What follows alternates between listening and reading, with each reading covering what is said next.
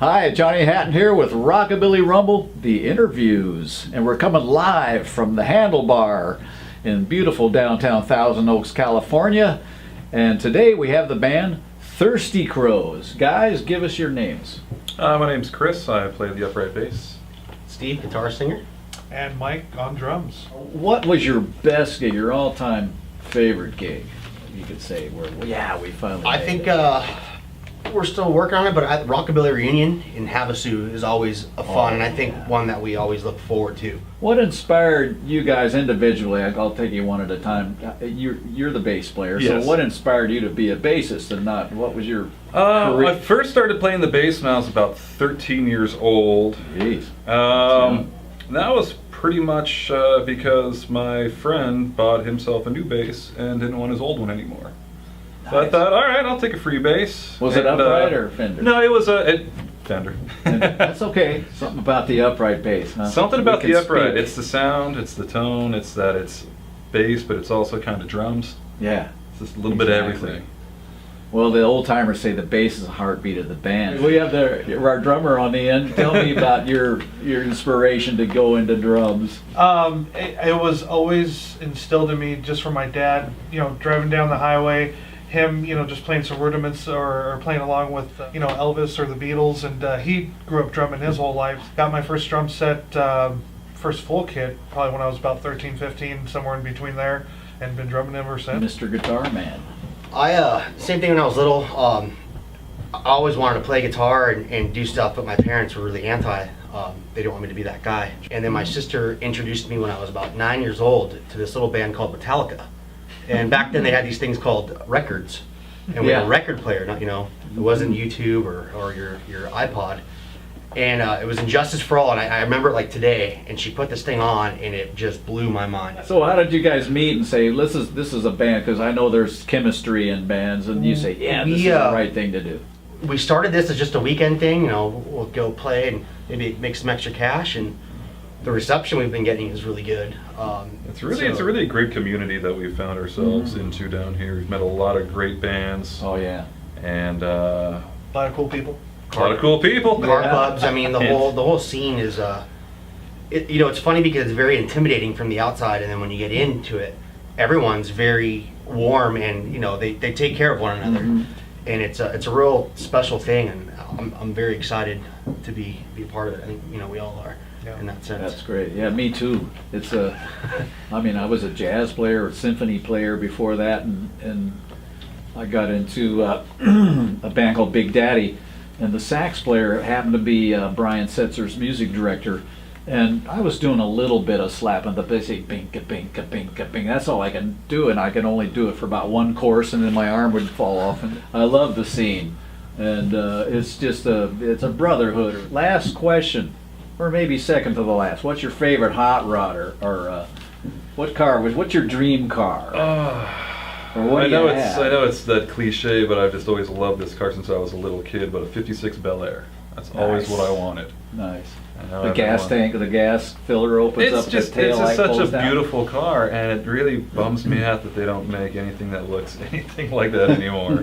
I'd have to say I'm a Cadillac man. The '67 coupe is. I still talk to my wife about it, and she says no every day, but one day. I'm a big fan of the '59 Caddy Coupes. Those are, Big fence. yeah, Big fins. yeah. That's the era. That's the iconic, the epitome of Cadillac. And there's room for your tubs in the trunk. Yeah, there- Last question, how long are your cuffs? How many, what size are your cuffs? Mine are probably about That's about 2.5. about 2.5. I'm 6'4", 6'5". It's hard to find tall jeans. Mine's man. 1.5 in the back and 1 in the front, Okay. just like my hair. We got no cuffs over there. Okay, here's the thing. I got no cuffs, It's the wrong pants. but when I play, they actually roll up, and I get them probably about good 4 inches up, Okay. so the kick pedal won't get caught up in there. So I go 0, but roll them up for when I play. Awesome. So what are you guys gonna play? We're gonna play a song about cheeseburgers. It's called Heart Attack. Today we have one of our sponsors with us. We couldn't do this show without sponsors because the musicians would be no show. There would be no show because we have the motto in the music business, the more you eat, the more you're making.